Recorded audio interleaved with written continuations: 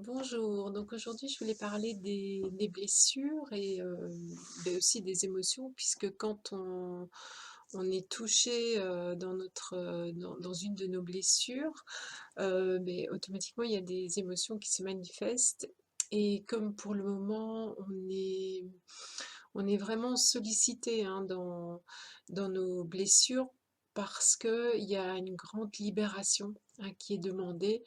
C'est-à-dire que de plus en plus, on est amené à libérer tous nos blocages, toutes nos croyances qui bloquent notre énergie vitale et qui nous empêchent justement d'aller dans ce mouvement de l'ascension, de l'évolution, de l'ouverture aussi.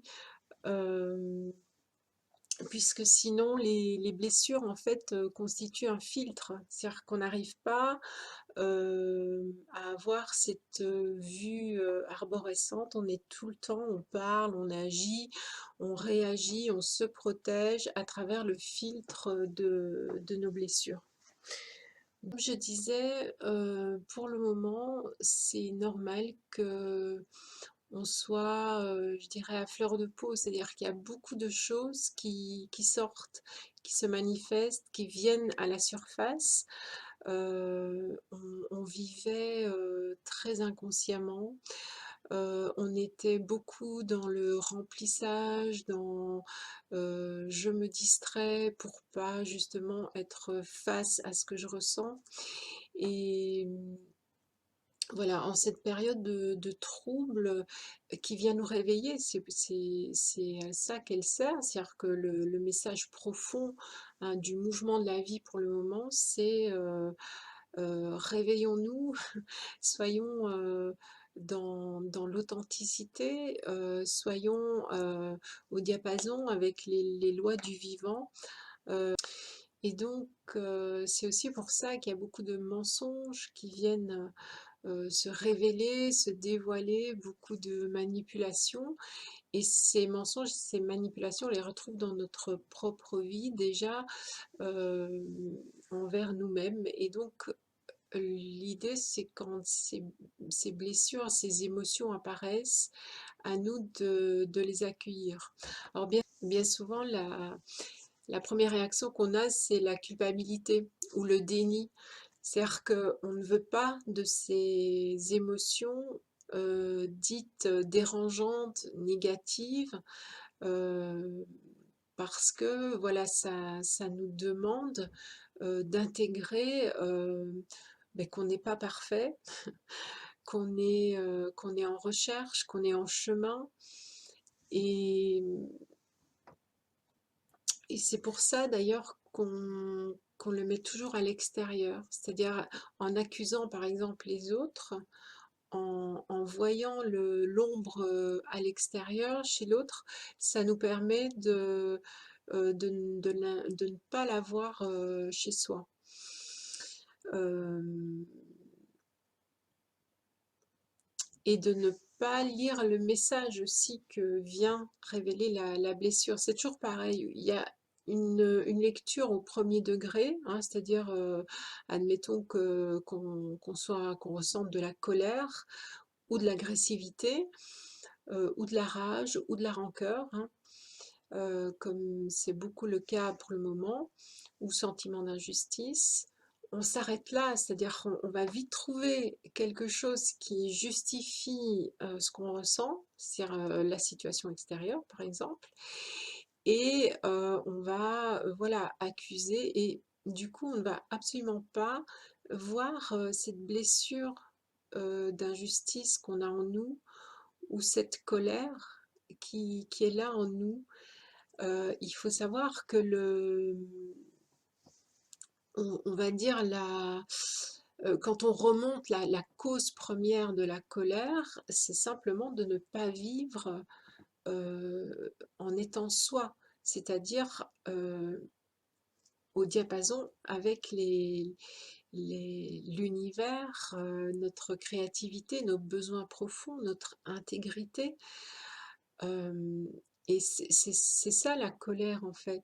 Et quand on le voit à l'extérieur, par exemple quand quelqu'un vient nous agresser, ou, ou nous dit quelque chose d'injuste, ou nous accuse injustement, ou fait quelque chose à quelqu'un d'autre qui, voilà, qui nous fait venir cette colère, c'est voilà, c'est la situation qui vient réveiller cette colère en nous et qui vient nous rappeler que la vie demande l'épanouissement, l'harmonie, l'équilibre demande d'être authentique et intègre avec nos besoins profonds qui sont alignés avec les lois du vivant, les lois de l'univers. Et donc, voilà, bien souvent, on arrête cette lecture voilà, en mettant la faute sur l'autre et puis en ne voulant pas ressentir ça. Et donc, l'idée, c'est d'intégrer, vraiment d'accepter, euh, finalement de lâcher le déclencheur extérieur et de regarder en soi et de voir le message derrière l'expression, hein, de la vie à travers la colère, à travers la tristesse, à travers le sentiment d'injustice, etc. Donc, il y a vraiment cette bienveillance, cette intégration. Vous voyez, l'intégration, c'est vraiment le contraire euh, de la dualité, de la séparation. Hein, il y a l'autre qui est pas comme je veux ou qui ne fait pas ce que je voudrais, et puis à moi qui est une victime. Il est vraiment temps de lâcher tout ça, parce que sinon on va rester dans cette séparation qui n'est pas juste, qui est complètement illusoire. On ne va jamais écouter les messages de la vie, c'est-à-dire que la vie va être de plus en plus expressive, hein, on va dire, et c'est ce qui se passe pour le moment, c'est que euh, ça vient nous réveiller, mais les, jusqu'où les mouvements liberticides devront se manifester, jusqu'où l'injustice doit se révéler pour qu'on se réveille nous-mêmes, pour qu'on voit vraiment qu'on vit vraiment à côté de notre centre et qu'on est exactement pareil envers nous-mêmes. Alors jusqu'à présent, on a été très très endormi, c'est-à-dire qu'on a plongé dans une léthargie profonde et on est tombé dans ce fameux triangle de Chapman qui est le persécuteur, victime et sauveur. Et donc ça, c'est un triangle infernal, c'est-à-dire que on joue à ça. Et c'est ce que le système renvoie également. Et c'est ce qui se fait voir pour le moment, c'est-à-dire que au lieu d'arrêter de vouloir sauver, de vouloir persécuter, de vouloir être une victime, parce que c'est vraiment ça, hein, et la maladie, on s'en sert aussi pour pour s'identifier à une victime, or qu'on a toute la force en nous, on a toute l'immunité, on a tout le pouvoir de répondre à ce que la vie nous envoie comme message, que ce soit sous forme de maladie ou d'autres choses. C'est-à-dire qu'un événement n'arrive pas comme ça, c'est souvent après une saturation ou quelque chose justement qu'on a nié longtemps et qui tout à coup prend des proportions assez intenses pour que justement on le voit. Donc la vie nous réveille tout le temps, nous ouvre les yeux tout le temps à travers beaucoup d'événements, c'est-à-dire qu'on avait complètement déraillé, c'est-à-dire on vivait complètement de façon de plus en plus artificielle, de façon robotique, et maintenant la vie vient nous montrer toute cette incohérence, cette injustice, Et vous savez, tant qu'on met la faute à l'extérieur, tant qu'on juge, on est nous-mêmes des dictateurs, vous savez, le triangle persécuteur, et victime, sauveur, c'est ça.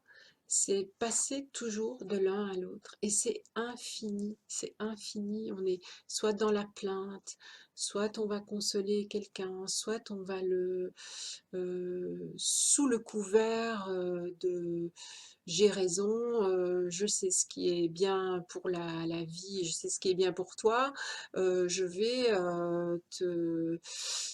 voilà, t'imposer des règles où je vais t'agresser parce que voilà, je trouve que j'ai raison. Donc c'est toujours, mais c'est vraiment un triangle infernal. Donc il faut voir que nous aussi, dans notre vie, on passe chaque fois dans ces trois positions et il faut sortir de là. Hein. C'est vraiment sortir de cette matrice enfermante, de ce combat, de ce dualisme, de l'illusion, de la séparation. Euh, il n'y a pas d'extérieur intérieur, tout est miroir, tout est dans tout, hein, comme disait Leibniz, on retrouve vraiment dans la plus petite cellule l'univers entier. Donc il n'y a pas voilà, il y a un jeu de contraste parce que justement on est là pour expérimenter, euh, mais ces expériences nous mènent à l'unité, nous mènent à ce réveil. Et je pense qu'on était pas mal anesthésiés, on a été beaucoup conditionnés aussi, hein, de siècle en siècle. Et donc maintenant, c'est ce qu'on appelle hein, cette ascension, c'est qu'on est appelé à se réveiller, à ouvrir les yeux, à voir les choses telles qu'elles sont et à les intégrer. C'est-à-dire, au lieu de, à nouveau, faire des séparations, des combats, moi je pense ça, c'est vrai, c'est faux, c'est bien, c'est mal, c'est juste, c'est pas juste. Et on est de nouveau dans ce dualisme. Et la proposition, c'est vraiment d'aller au-delà de tous ces jugements, de toutes ces critiques et d'intégrer en nous. Et c'est pour ça que ça vient nous chercher dans nos blessures pour le moment, parce que l'invitation, c'est de libérer tous les obstacles, tous les résidus, tous les blocages, toutes les anciennes programmations, les anciennes mémoires, les anciennes croyances, les façons de fonctionner. Et tout ça, mais dans un premier temps, il faut qu'on le voit. Et c'est ce qui nous est montré pour le moment à l'extérieur. Et l'extérieur vient nous chercher chez chacun sur différents points. Et ces points, c'est ça qu'il faut travailler. C'est-à-dire que c'est ça qu'il faut reconnaître d'abord et pouvoir intégrer. C'est-à-dire avoir au lieu de se culpabiliser, au lieu de s'en vouloir ou de nier, ou de mettre à l'extérieur, c'est tout simplement reconnaître que ça fait partie de l'expérience de la vie et de ce grand réveil humanitaire, hein, parce que là on est vraiment dans quelque chose de mondial, qui touche toute la planète, donc c'est assez particulier. Donc pour revenir aux blessures, aux émotions, ce que ça vient toucher pour le moment en nous, tout ce qui se passe, euh, c'est de reconnaître que chaque fois que je suis en colère, chaque fois que je suis triste, chaque fois que je rage parce que je vois quelque chose d'injuste ou que ça ne devrait pas être comme ça, c'est un manque de confiance. Alors là, encore une fois, c'est pas un jugement. Si la colère elle est là, l'accepter, il faut l'accueillir parce que c'est parce qu'elle demande à s'exprimer. Mais on peut se dire, à ce moment-là, j'ai cette colère, mais je sais aussi que si j'ai cette colère, c'est un manque de confiance. Et ça déjà, ça va nous aider à avoir on va se détacher de cette émotion très envahissante. Alors pourquoi c'est un manque de confiance? Parce que quand on a de la colère, ça veut dire qu'il y a quelque chose que l'on trouve que ça ne devrait pas être comme ça ou qui n'est pas juste. Donc ça veut dire que en quelque sorte, on affirme, on vibre que le plan divin a buggé quelque part ou que il y a une erreur. Donc à ce moment-là, on se met contre le mouvement de la vie. Or que le mouvement de la vie, c'est une intégration. Il n'y a rien en dehors du mouvement de la vie. Donc l'idée, et c'est ça qui vient nous chercher aussi pour le moment, c'est de pouvoir rester dans la confiance, malgré le climat anxiogène, le climat de violence, hein, clairement, euh, qui nous est présenté à l'extérieur. Donc, c'est ça aussi qui va nous aider, c'est de chaque fois que j'ai une émotion dite négative, que ça vient toucher une blessure, euh, on peut vraiment se dire que c'est un manque de confiance. Et c'est ça aussi qui va nous aider à intégrer, c'est-à-dire de voir simplement que là, on perd confiance et on sort en fait du cadre de la vie et qu'on affirme que la vie se trompe. Et donc là, ça va nous inviter à ravoir confiance dans la vie et à accepter les choses. Alors ça ne veut pas dire qu'on ne peut pas agir hein, dans le jeu des formes, euh, mais ça viendra de cette tranquillité intérieure, de cette paix intérieure. Et à ce moment-là, l'action sera inspirée. C'est-à-dire que ce ne sera pas le mental qui dit il faut que je me protège, là j'ai peur, il faut que je fasse ça. Là, ça part d'un sentiment de manque de confiance, justement. Et donc, il y a une grande différence quand les actions sont inspirées à partir de cette confiance. Et là, ça va venir naturellement. On va se dire, tiens, je sens que je dois faire ça ou que je dois dire ça ou que là, je dois me positionner de cette façon. Par contre, si ça vient de la peur, ben, ça part d'un manque de confiance. Et là, ça risque d'attirer justement ce qu'on ne veut pas. Donc, chaque fois qu'on n'est pas bien, qu'on se sent mal, qu'on n'est plus justement au diapason, qu'on n'est plus centré, aligné, on peut se dire, ok, là, la vie, elle me fait voir que j'ai pas confiance, que j'ai perdu la foi, que je commence à douter et aussi que je me sens seule, hein. Tout ça, ça se tient. C'est-à-dire que je ne suis plus portée, je ne suis plus guidée.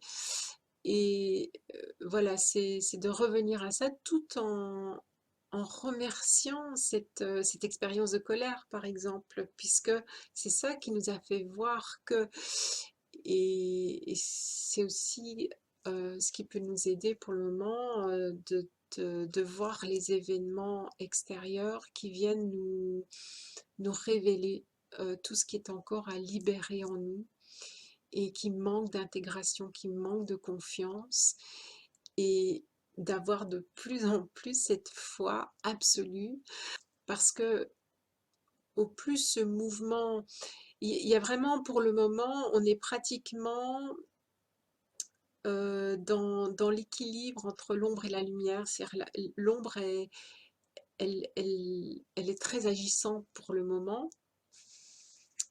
Et dans le même temps, il y a la lumière qui apparaît. Parce que justement, l'ombre sert la lumière. L'ombre fait voir la lumière. Et il y a vraiment ces deux mouvements complémentaires, mais il faut les voir en soi aussi.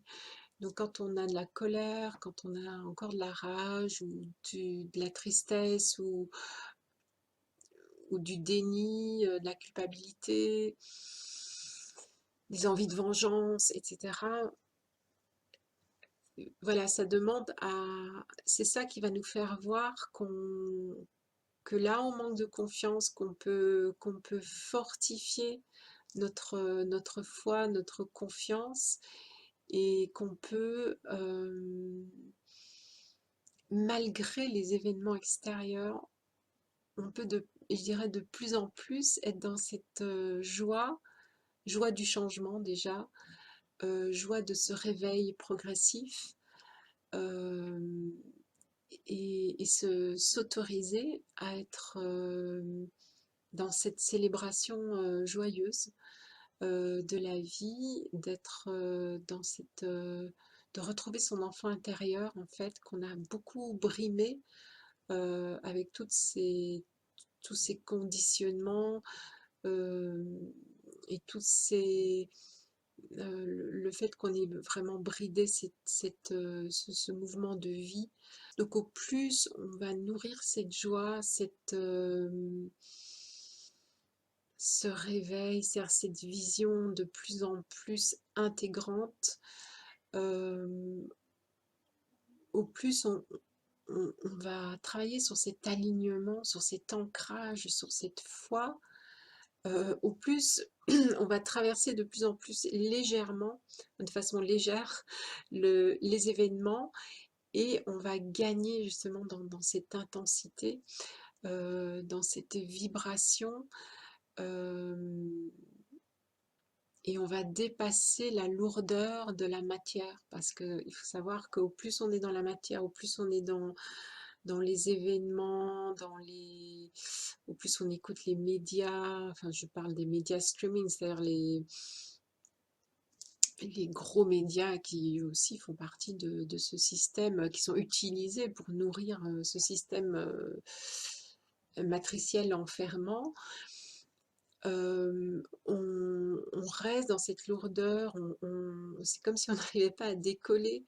On- Or que la matière n'est qu'une cristallisation de l'énergie, donc il faut commencer à aérer, à s'étendre et à retrouver cette légèreté qui permet vraiment de s'élever au-delà de cette matière qui nous enferme déjà depuis trop de temps. Donc ce que je voulais vous dire aujourd'hui, donc c'était, ben, je voulais vous parler de confiance, euh, et de voir que ça sert à rien de se dire il faut que j'ai confiance, il faut que j'y croie, il faut que je garde. Non, parce que ça marche pas. C'est simplement accueillir justement euh, nos émotions telles qu'elles sont. S'il y a de la colère, il y a de la colère. S'il y a le sentiment d'injustice, il y a le sentiment d'injustice. S'il y a de la tristesse, il y a de la tristesse. C'est à nous de voir que ça vient nous parler, que ça vient nous montrer les endroits où là ça doute encore, où là c'est pas assez fort, c'est pas assez nourri d'amour, de confiance. Donc il n'y a rien à rejeter, et il ne faut pas se marteler en disant oui, je devrais être beaucoup plus tolérant, je devrais être beaucoup plus dans l'acceptation. Non, s'il y a des choses qui bloquent, il y a des choses qui bloquent, et c'est ces choses-là qui vont nous faire avancer, qui vont nous permettre de libérer les blocages. Sachant que quand on libère un blocage, on le fait, on le rend disponible dans le champ quantique, ça veut dire qu'on libère toute l'humanité. Donc faisons ce travail ensemble, de libérer encore tous ces obstacles, tous les implants, mais je donnerai un atelier bientôt pour justement les libérations de tous les anciennes programmations, toutes les implants, les croyances, les blessures qu'on traîne déjà depuis ben, de génération en génération. Et donc pour le moment, c'est dans la vibration de la terre, c'est cette libération qui va nous permettre de monter, en énergie dans d'autres plans. Voilà, je vous remercie, beaucoup de m'avoir écoutée. À bientôt.